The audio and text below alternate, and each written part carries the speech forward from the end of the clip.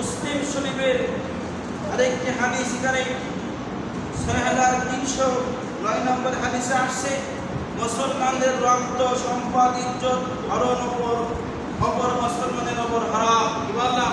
মুসলমানের রক্ত সম্পদ ইজ্জত এবং সম্মান হরণ অপর মুসলমানের ওপর আল্লাহ তাআলা হারাম করে দিয়েছে।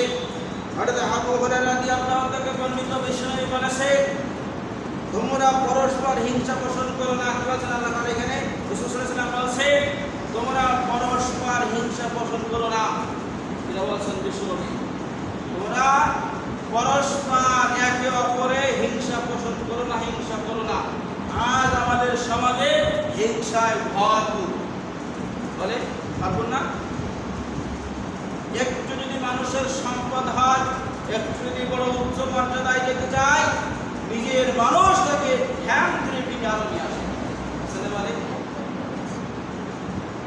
এই জন্য পরস্পর হিংসা করা যাবে না। যদি হিংসা আমার আপনার মনে থাকে, তাহলে ওই ব্যক্তির ঈমান হারা হয়ে মৃত্যুবরণ করবে এবং তার ঠিকানা জাহান্নামে চলে যাবে।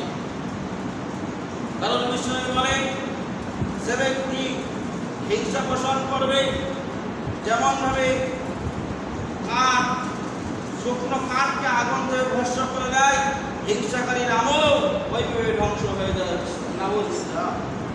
কি হয়ে যায়? ওই আগুন যেভাবে কাঠকে ভস্ম করে দেয় পুড়ে, হিংসা করার কারণে তার সমস্ত আমল বরবাদ হয়ে যায়। তাহলে কি হিংসা করা যাবে? আজ থেকে হিংসা করা যাবে? মানুষকে পারলে উপকার করবে, হিংসা করবেন না। বিষ্ণু আরো বলে, তোমরা পরস্পর ধোঁকাবাজি করো না, তোমরা একে অপরকে ধোঁকা দিও না। তোমরা ধোঁকা দিই না বলে বিভিন্ন কায়দায় ধোঁকা দিয়ে তার কাছে টাকা আত্মসাৎ করি না? বিভিন্ন কায়দায় নিজের স্ত্রীর সাথে ধোঁকাবাজি করি না? সমাজের মানুষের সাথে ধোঁকাবাজি করি। বিষ্ণু বলে, তোমরা পরস্পর ধোঁকাবাজি করো না। 3 নম্বর, তোমরা পরস্পর বিদ্বেষ পোষণ করো না, তোমরা একে অপরের শত্রুতা করো না। কি করো না? শত্রুতা করো না। আজকে আমাদের সমাজে শত্রুতার ভাগ বেশি। শত্রুতা আছে না? বলে অনেক শত্রু আছে। শত্রুতার পাশে একজনের ক্ষতি করে বসি, একজনের বিভিন্ন কায়দায় ক্ষতি অপহরণ করি। এর কাছে শত্রুতার কারণে মানুষের উপর ক্ষমা করতে শিখতে হবে। কি করতে শিখতে হবে? ক্ষমা করতে শিখতে হবে।